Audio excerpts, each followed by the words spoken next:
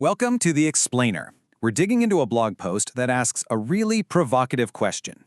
Is there a single company at the heart of why the American dream feels so out of reach for so many people? The post lays out a fascinating trail of evidence, so let's follow it and see exactly where it takes us. So the piece kicks off by tapping into this feeling that I think a lot of us can relate to, this economic anxiety. It suggests that all those milestones that used to seem achievable, like, owning a home or just feeling financially stable, now feel almost impossible for a whole new generation. The source even says that young people are having midlife crises before they turn 30. And to back this feeling up, the author throws out some pretty grim stats.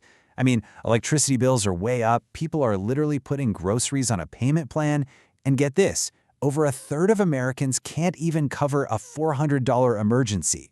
The source is basically arguing that the financial ground is completely shifting under our feet. Okay, so how does the author connect all these dots? Well, the argument starts with the core problem. Then it traces its roots all the way back to the 2008 crisis, follows the rise of one key financial player, and then explores how all of this might lead to a pretty startling theory about the future of ownership itself. So here's the central argument of the whole piece, that our basic necessities, things like housing, utilities, healthcare, even food, are being systematically transformed. They're not just things we need to live anymore, they're becoming financial assets, designed specifically for corporate profit. And according to the author, if you really want to understand how we got to this point, you have to turn back the clock. You have to go back to that pivotal event that changed everything, the 2008 financial crash. The source argues this is ground zero for the story we're seeing play out today. And the source really wants us to understand the sheer scale of this collapse. I mean, in just 2 years, the number of homes in foreclosure more than tripled. Unemployment shot up to 10%, and the number of people falling behind on their mortgages hit a jaw-dropping 11.48%. For millions of families, their main source of wealth just vanished.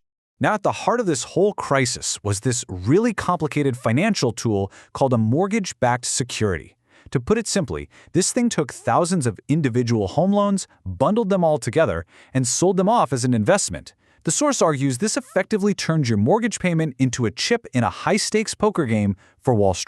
And this crisis, according to the source, brings one central figure right into the spotlight, someone who is perfectly positioned not just to survive the storm, but to come out of it more powerful than ever.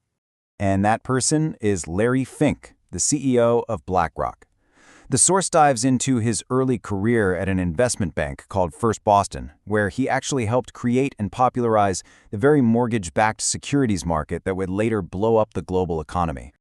Okay, now this is where the story gets really wild, according to the author. It's the irony of it all. The man who helped create the weapon of financial destruction was later hired by the U.S. government to manage the cleanup.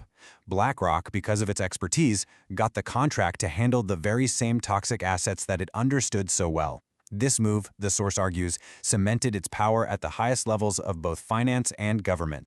So, the source argues that the flood of foreclosed homes from the crash created this once-in-a-lifetime opportunity. For the first time ever, big Wall Street firms saw a chance to jump into a brand new market, buying up thousands and thousands of single-family homes and turning them into rentals. And this chart just shows you how insane that growth was. The source notes that before 2011, no single investor owned more than 1,000 homes. That was just not a thing. But by 2023, that number exploded to nearly 500,000. As private equity firms just swooped in and bought up entire neighborhoods. So, with all this public criticism flying around, BlackRock actually put a page on its website to address the issue. Their official stance, meant to set the record straight, is this very clear, simple statement. But the source directly challenges that claim. The argument is that while BlackRock might not be the one signing the deed on your neighbor's house, it's a top shareholder in the country's biggest corporate landlords, companies like Invitation Homes, who are in fact buying up tens of thousands of these homes. So then the author shifts gears. We move away from the big financial picture and zoom in on the real-world consequences. What's it actually like to be a tenant living in a property owned by one of these massive publicly traded corporations?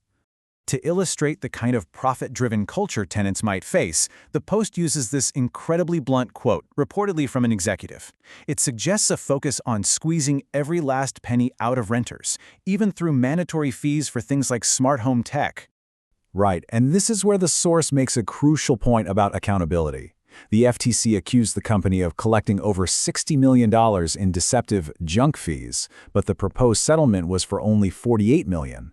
The author implies that even when they get caught, the penalty is less than the alleged profit. It's just treated as a cost of doing business. Okay, so this is where it all comes together.